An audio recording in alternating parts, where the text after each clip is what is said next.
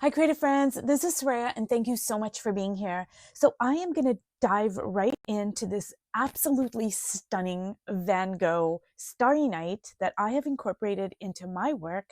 But before I move on and just, head right into this, I wanted to just address a question I received about my cardboard books and how I prep them. And this is a good comparison, actually. Now, I've talked about it before, but I'm going to explain it maybe a little bit more in depth. So, the question I was asked is, when I prep my cardboard books, do I not sand them and gesso them? And the answer to that is absolutely not. That would scramble up my brain to no end, and I could not even fathom doing that. So if you want to go ahead and go that route, that is totally up to you. I just don't have the patience for it, and it really would just I just thinking about it sets me into a tizzy. So I can't even. I would never do that.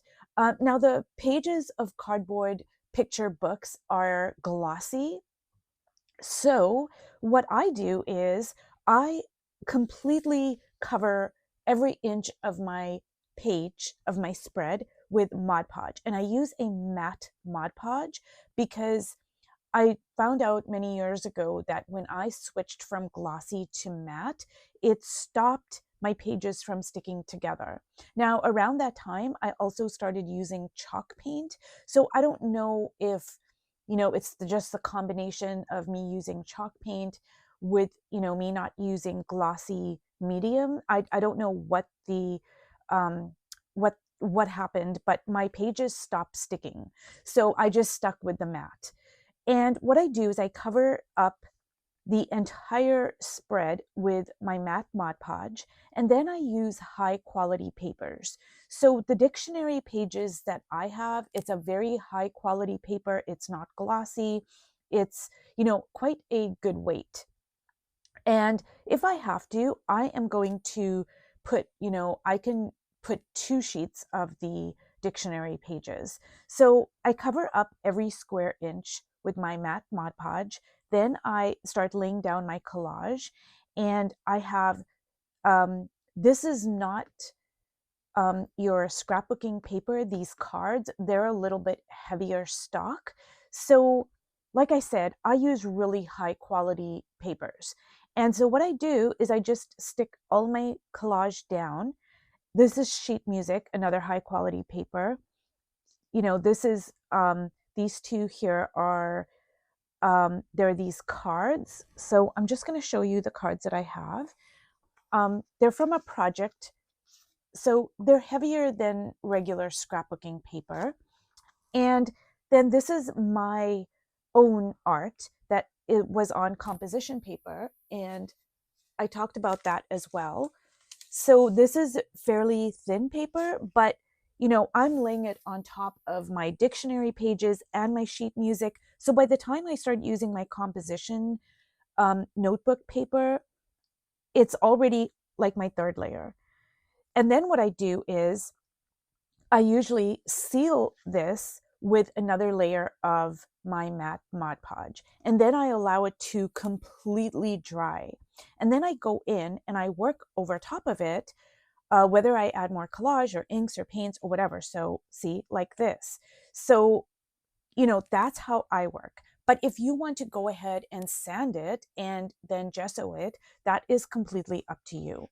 Now, when you're working in a book like this, it would not make any sense for me to purchase a book that's glossy and then sand it, because I am going to be incorporating these images into my own artwork. Whereas when I'm working in a children's cardboard book, I am not using any of the images that are on the page into my own art. I'm not doing that at all. I am just using the cardboard book as a vehicle for my art journal. So I hope I'm making sense. And, obviously with art and with art journaling, especially, I mean, it's totally up to you how you want to approach it. And I think it's important to know your strengths and weaknesses. Like, I know for me personally, I would not, no matter how much I loved a book, I would not think to purchase a glossy book and then have to sand it and gesso it. It's just not in my temperament, I guess, to do that. I would go through great lengths to find a book that I really loved that was not glossy. If I was going to incorporate it, I'm sorry, if I was going to incorporate the images that are on the page into my own artwork, and if it was a glossy book, I would go through great lengths to purchase a book that was not glossy. And I would, pay more money. I would wait until I could find the perfect book for me. But there are some people who they might enjoy doing that. Like they might enjoy sanding each page, and they like, everybody is so different. So I think it's really important to know what you love to do, etc. So anyways, I hope I've cleared that up, and I'm gonna just dive right in to this spread. Now I am absolutely, absolutely, absolutely loving so much of this. And before I turned the video on, I was actually just looking at the spread and just thinking about the magic and the wonder of what I'm learning. And already I have learned quite a few things. The first thing I learned is that Van Gogh took a very, um, he took a very he was in a small town when he painted Starry Night. So he took a very humble, kind of, I want to say boring, dare I say, if there's ever a small town in France that could be considered boring. But it was a very, like normal kind of an atmosphere. It was just a small town, and he infused it with so much meaning and beauty and emotion that in and of itself is such a huge lesson, because it's just by his brush strokes that he just created so much depth and beauty to a very normal, kind of a boring situation. um, so that in and of itself is a huge lesson for me. The second thing I realized is that, even though Starry Night reads as a very warm painting, like with a lot of warm colors, when you really take it apart and look at it, it's actually a very cool and neutral dominated painting. So the fact that he used the yellow in small amounts, comparatively speaking, but he just, because of his brush strokes, and maybe because of the contrast between the warm with all the cools and neutrals, the warm stands out so much more, because there's really, the only orange I can find is just very little over here, over here, and over here. And it's so tiny. I had to really look for it. So that was a lesson to me as well. Just the masterful way that he uses color. And actually, there are some experts present day that suggest that Van Gogh had a color disorder, and I'm not sure what exactly. There's a name for it. I don't remember it, but they say that he had a color disorder that made him see things predominantly through the lens of yellow. Um, and then there are other experts who say absolutely not. That is not true at all. Van Gogh was just, he was predisposed to using yellow. It was just his personal preference. And also, too, he was just a master at color. Like, it's going to be hard to find anybody who was more masterful in their use of color than Van Gogh. Now, the whole thing about, when art experts look at the past, a lot of times they're speculating. They don't know for sure what happened.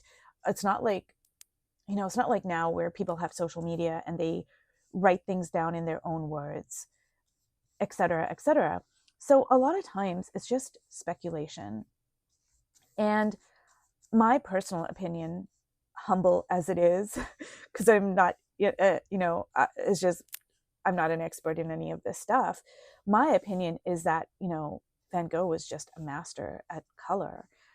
I just think that people are still trying to figure out, like, how did he use color in this just brilliant, genius way without really any education in art, you know? Like, he didn't have the solid education that, say, Picasso did, or a lot of the other masters did.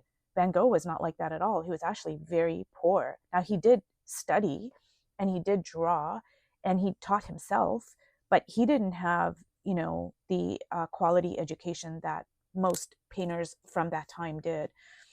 So I just think that a lot of people don't understand his brilliance and his use of color, so they just, speculate about, well, blah blah blah. But anyways, I'm sorry I got off on a tangent there.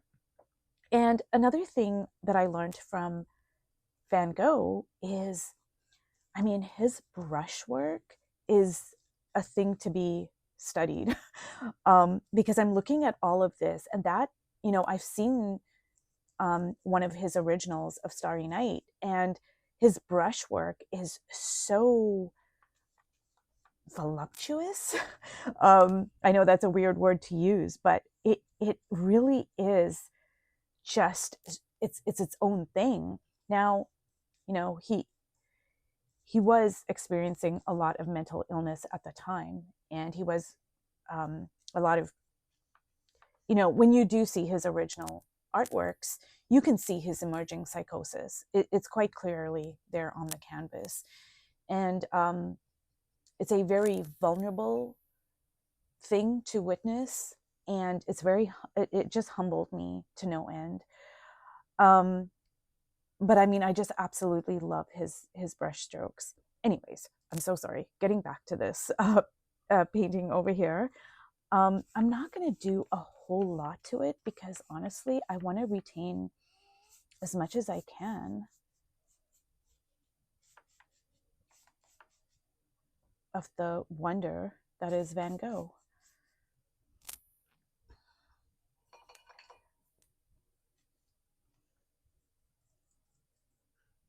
So I'm just going to add another coat of orange here.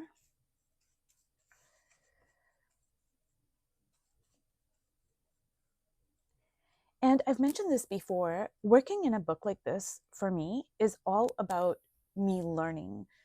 Like, I am not going to, you know, I'm not going to do anything with this book other than, for me, it's a way of me working with images that I love or even that I hate or don't like or make me uncomfortable. But it's all about learning.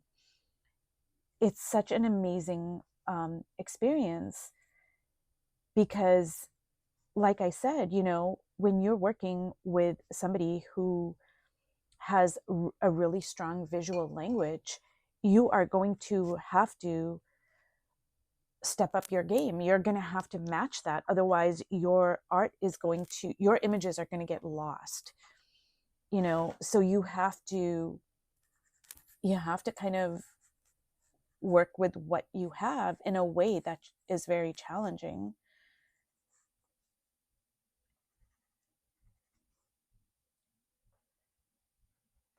And that's where all the gold is, so we can stretch ourselves. And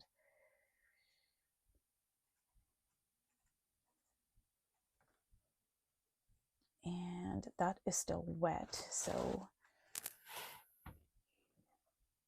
oh, and actually that is still wet as well.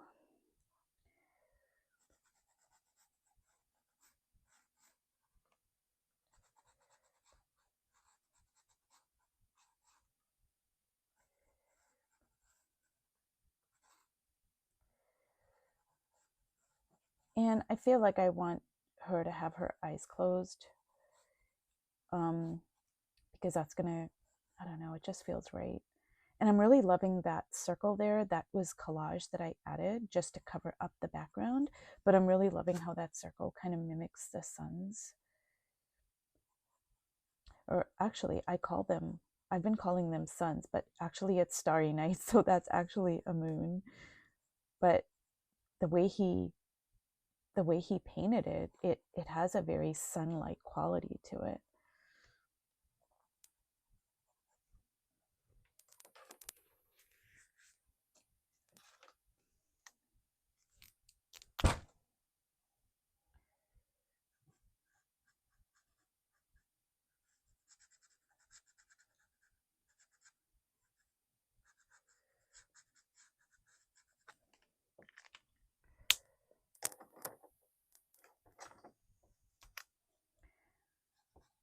And you guys, I was asked about this pen here, and this is an awesome pen. I've been using it for years. This is a Faber-Castell Pitt pen, and it comes in lots of different colors. I think it also comes in like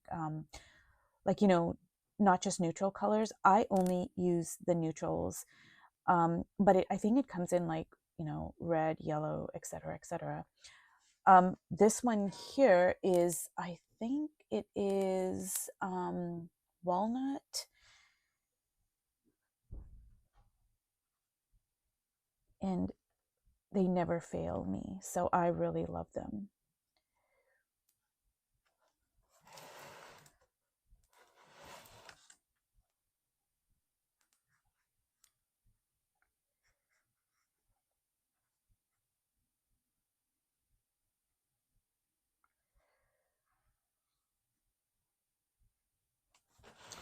And I'm not going to draw her eyes right now because this is still a bit wet because I just added some of the orange. But I think I am mostly done with this. And I hope that this has inspired you to pick one of your favorite artists and, just work with them and see what happens. Anyways, if you've watched all the way to the end, thank you so much. And I will see you in the next video. Bye.